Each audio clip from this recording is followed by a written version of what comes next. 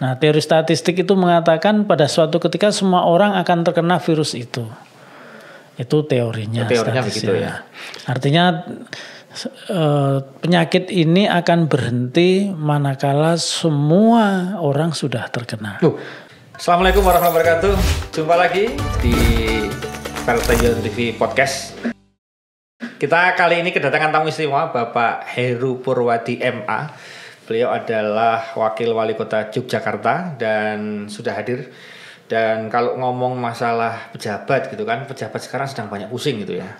Nah, Pak Wawali ini sebagai Wakil Wali Kota dan sekaligus Ketua Harian untuk gugus tugas COVID-19 ini, pusing nggak Pak? Melihat angka-angka jumlah PDP naik gitu kan dan lain-lain itu, pusing nggak Pak? Ya kalau melihat pertumbuhan, perkembangan itu ya selalu ada kekhawatiran karena kan ini namanya penyakit menular yang tersebar melalui interaksi orang. Nah, padahal orang Jogja interaksinya sudah sedemikian rupa.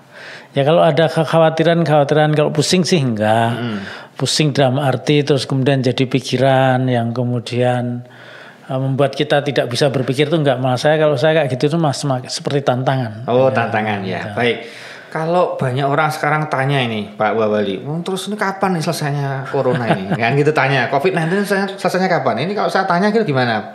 Kapan selesainya kira-kira Pak? Tidak ada yang bisa memprediksi. Ya bisa saja statistik itu dengan asumsi mobilitas orang itu bisa juga diperkirakan. Karena teori statistik itu mengatakan, mengatakan yang dalam sebuah benda yang bergerak secara acak di dalam sebuah wilayah itu pada suatu ketika akan saling berbenturan. Nah, teori statistik itu mengatakan pada suatu ketika semua orang akan terkena virus itu. Itu teorinya begitu ya. Artinya penyakit ini akan berhenti manakala semua orang sudah terkena. Ini kok menarik ini. Penyakitnya berhenti semua orang kena. Berarti ini harus kena dulu atau gimana ini Pak? Bukan dalam arti karena ini satu belum ada obatnya, belum ada vaksinnya. Oke. Yang kedua karakter dari virus-virus semacam ini, saya nggak mengatakan virus COVID-nya, virus-virus semacam ini itu akan memperoleh imunitas, daya tahan atau kekebalan manakala seseorang itu bisa atau pernah mendapatkan kasus atau virus ini. Jadi kayak tes rapid atau rapid test ini, itu ada yang hasilnya reaktif, ada yang hasilnya non reaktif.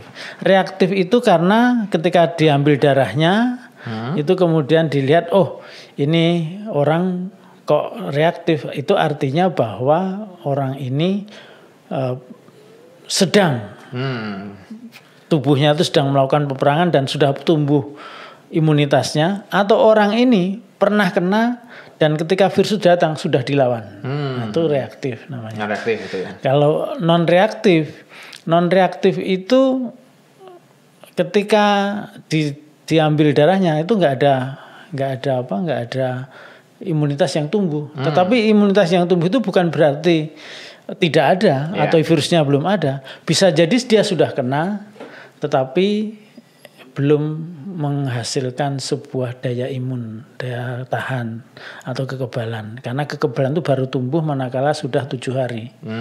Gitu. Kalau data Pak Wawali, jadi ada data yang sering kita lihat, misalnya kita pakai HP itu kan, ada aplikasinya sekarang yang di gadget gitu, yang di sekitar kita itu ada, ini jumlahnya PDP, ini jumlahnya ODP dan seterusnya. Valid nggak itu Pak? Ya kalau di corona, jadi macam-macam. Ada yang itu di tingkat pusat itu ada yang seperti itu. Tapi kalau lebih valid lagi itu setiap kota kabupaten kan sekarang sudah ada. Di kelurahan, di kecamatan itu sudah ada. ODP-nya berapa, PDP-nya berapa itu ada. Nah, saya yang tidak tahu data yang diambil dari aplikasi di handphone itu apakah dia ngambil dari seluruh data-data yang dimiliki oleh pemerintah kota kabupaten atau dia punya data sendiri. Kalau dia ngambilnya dari seluruh pemerintah kabupaten kota, saya yakin valid. Tetapi kalau enggak ya. Tapi kalau saya mau kita percaya lebih baik ambil data yang pemerintah kota kabupaten. Itu jelas valid itu pasti ya. Pasti kita tahu. Valid. Nah, ini kan sekarang ini terus terang ini saya mau tanya panjenengan sebagai di pemerintahan sekaligus sebagai pribadi menyikapi ini apa Pak? Masyarakat kan bingung ini. Sebetulnya mudik ini boleh nggak? Karena kan satu pihak mengatakan memang nggak boleh, satu pihak transportasi dibuka. Nah, apa sebetulnya yang harus dilakukan ketika masyarakat agak bingung itu dengan istilahnya ini mudik ini boleh nggak atau harus gimana? Nah, ini gimana kalau pendapat panjenengan sebagai pribadi dan juga sebagai dari pemerintahan itu, Pak Wakil Wali Kota menyikapi polemik di masyarakat antara pernyataan yang satu mudik boleh, satu enggak kan kelihatan ini. Nah, ini gimana ini menyikapinya Pak Heru? Nah, orang bingung tuh karena tidak tahu apa yang mau dicapai. Oh, gitu. Orang jadi bingung, saya mau ke Wonosari tetapi saya mau lewat mana? Itu bingung, milih sana milih sini, itu jadi bingung. Oke. Tapi kalau kita tahu apa yang akan kita capai, saya lewat sini supaya cepat, saya lewat sini karena ada pemandangan lebih baik. Nah, itu kan lain lagi tuh. Yeah. Sama-sama dua jalan tapi ada yang dicapai. Nah, sekarang ini kita sedang menghadapi virus ini, yang mau kita capai apa? Kalau yang kita capai adalah segera berakhirnya COVID-19 dari bumi. Ya, memang mobilitas antar orang, termasuk mudik, termasuk pulang kampung, itu memang harusnya dihentikan dulu. Sampai kondisinya betul-betul sudah terkondisi. Kita nanti kalau sudah terkondisi pun kita juga masih dalam waktu beberapa juga masih belum bisa bebas. Jadi tetapi manakala teori statistik itu harus mengenai orang semua, lah berarti kan kedatangan seseorang di suatu tempat itu berarti memperpanjang masa inkubasi virus di daerah itu. Jadi kata kuncinya jelas ya dari Pak Wakil Wali Kota Pak Heru Purwadi tadi, bahwa kalau orang punya tujuan jelas, kamu mau apa ya kan? Kalau kamu mau sembuh, mau tidak mau bikin kisruh keluarga, tidak mau bikin masalah di kampung ataupun di daerah dan pengen cepat selesai, maka tanpa diminta mudik pun harusnya tidak pulang mudik. Nah, jadi itu kata kuncinya adalah kembali ke kita masing-masing. Nah, begini Pak Wali, kalau kita lihat dari trennya, sebetulnya tren yang ada saat ini itu dari total, kita bicara kota Yogyakarta misalnya, itu turun atau naik, dan apa yang terjadi yang terbaru? Ini paling update per hari ini gimana Pak? Kalau yang terjadi di kota Yogyakarta memang yang 4 hari yang lalu itu berbeda dengan yang sekarang. 4 hari yang lalu saya masih optimis akhir bulan Mei itu bisa teratasi. Tapi kalau sejak 3 hari yang lalu ini saya sudah agak nggak tenang, terutama sampai 2 hari ke depan, karena kita besok melakukan rapid test dari klaster yang besar. Klaster, kenapa kita klaster besar? Karena ini menyangkut sebuah mall Indogrosir atau retail yang menjadi pusat kulaan di Jawa Tengah Selatan. Dan yang orang yang datang di sana selama 10 hari itu ada 15.000 transaksi. 15.000 transaksi. Itu kabarnya gitu. Kabarnya begitu ya. 15.000 transaksi itu kalau satu transaksi melibatkan 2 orang kan sudah 30.000 orang. Waduh, 30.000 orang. Nah, 30.000 orang itu kalau misalnya itu orangnya dari Sleman, dari kota, dari Bantul, dari Kulon Progo, dari Gunung Kidul, dan juga Magelang, Purworejo dan segala macam yang di wilayah selatan itu kena. Ya misalnya ada 10 kabupaten dibagi 3.000. Ada banyak sekali ya. Nah, luar biasa. Ini kan menggelisahkan bagi kita. Nah, harapan kami itu kan memang ya tidak terjadi ledakan di klaster yang besar ini. Jadi hari-hari ini kita tuh deg-deg plus, kita berharap tidak ada sesuatu yang banyak.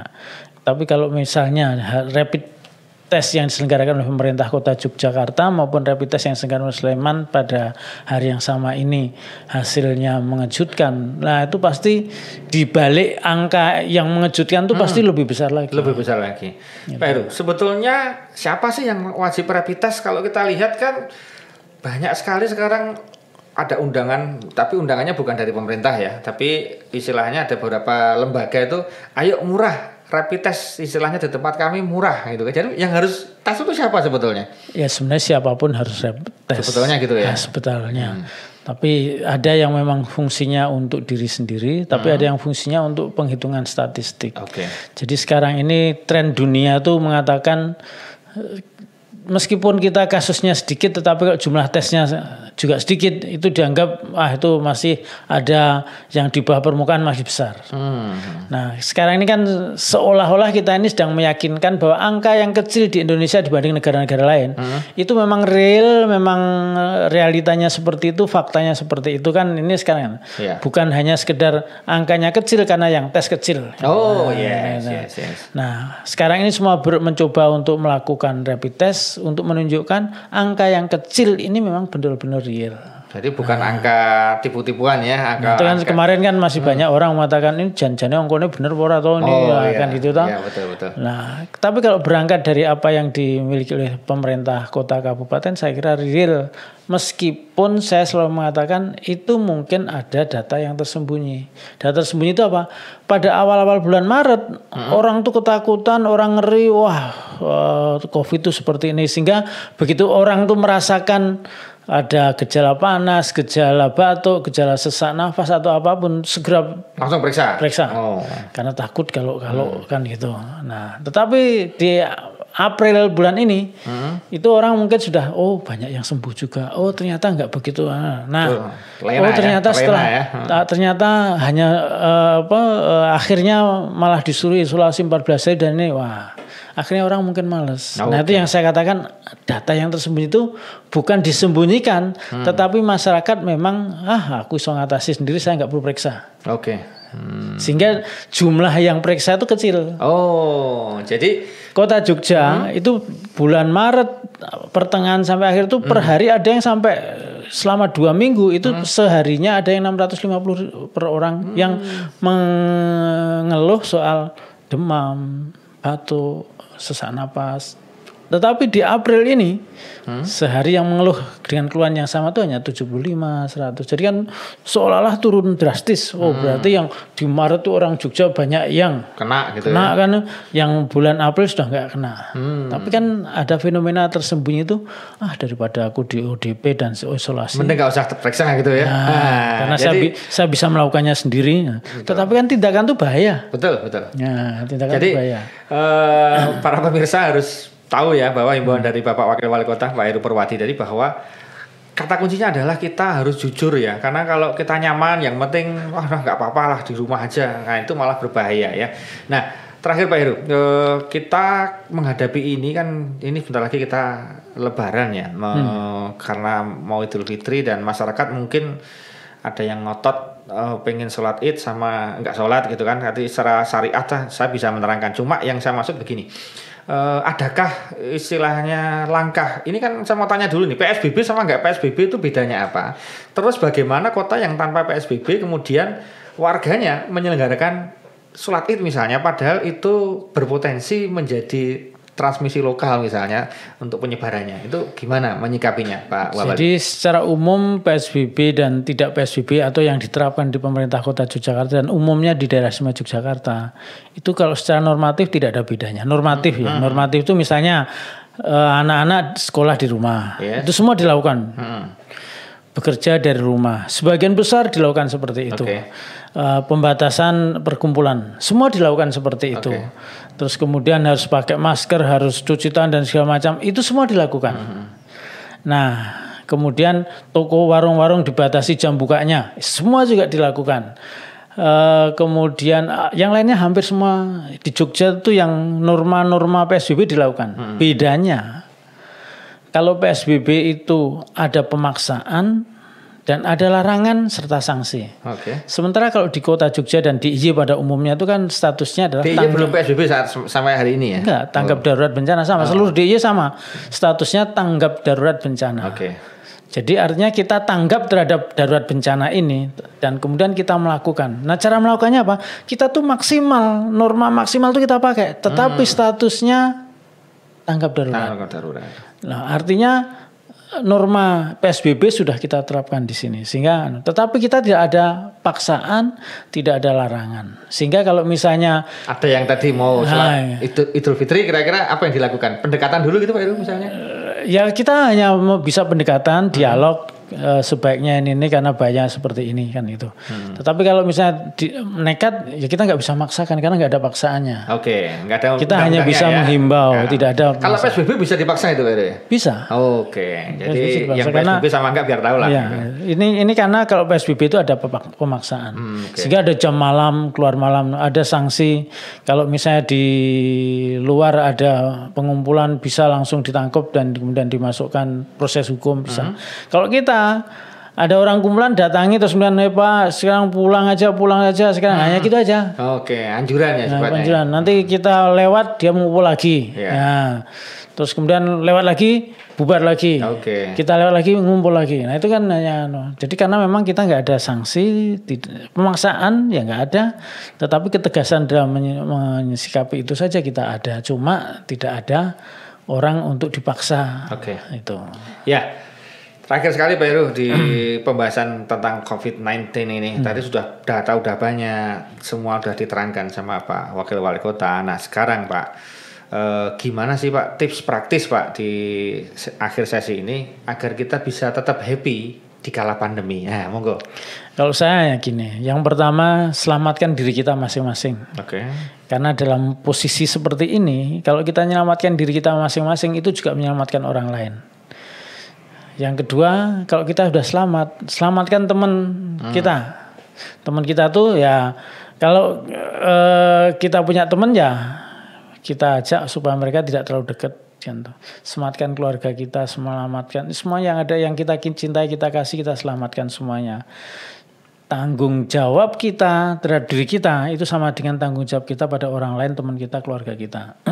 Kalau saya di mana-mana harus cuci tangan, harus jaga jarak, terus pakai masker dan segala macam, itu dalam rangka menyelamatkan diri saya. Tetapi saya kan juga menyelamatkan keluarga saya. Ketika saya pulang, saya harus langsung mandi dan segala macam dan bersih-bersih semuanya, semua pakaian saya lepas semuanya. Ya itu karena tanggung jawab saya supaya mungkin saya tadi dalam perjalanan sempat nyenggol virus itu dan saya bawa ke rumah. Nah itu supaya dia tidak membawa ke rumah itu penyakit ya harus kita segera bersihkan kan itu. Kan kemarin saya pernah cerita kasus di Jogja itu ada 3 itu. Yang satu suaminya pulang dari kerja di Jakarta nulari anak dan istrinya. Anak istrinya langsung positif. Tetapi suaminya sakit enggak? Suaminya dimasukkan PDP di rumah sakit 2 kali swab. Hasilnya negatif. Artinya apa? Suaminya yang bawa virus ini nggak sakit, tetapi istri dan anaknya sakit. Kemudian ada juga dokter kena terpapar pasien, terus kemudian dia pulang ke rumah, isolasi di rumah. Ada keluarga 4. Anak dan istrinya ada yang kena positif juga masuk rumah sakit. Tetapi satu anaknya nggak kena. Loh kok bisa? Padahal tinggal bersama ya. Sama. Ada satu keluarga 5 orang pulang dari Jakarta. Naik mobil yang sama. Sampai Jogja istrinya masuk karena positif. Hari berikutnya suaminya masuk. 3 anaknya kena nggak? Ternyata tidak. Keluarganya yang dijujuki ditinggali 10 orang itu kena nggak? Ternyata tidak. Artinya memang kan kita nggak ngerti jan-jan itu virus ini manggone neng di terus melayu neng di kan nggak ngerti. Iya betul. Nah artinya kalau seperti itu ya udah kita sekarang harus melindungi diri kita sendiri dalam rangka melindungi teman-teman dan melindungi keluarga kita. Ya jadi kata kunci dari Pak Wakil Wali Kota adalah aware, kita harus melindungi diri kita sendiri atau kemudian melindungi orang lain. Ku anfusikum wa alaikum naro kalau istilahnya dalam agama, membuat diri kita dan keluarga kita terhindar dari api neraka. Nah ini keluarga kita dan diri kita terhindar dari virus COVID-19. Demikian mudah-mudahan kita sehat semuanya dan tentunya pandemi ini segera berlalu. Terima kasih. Ketemu lagi di Vertigo TV Podcast. Assalamualaikum warahmatullahi wabarakatuh. Waalaikumsalam.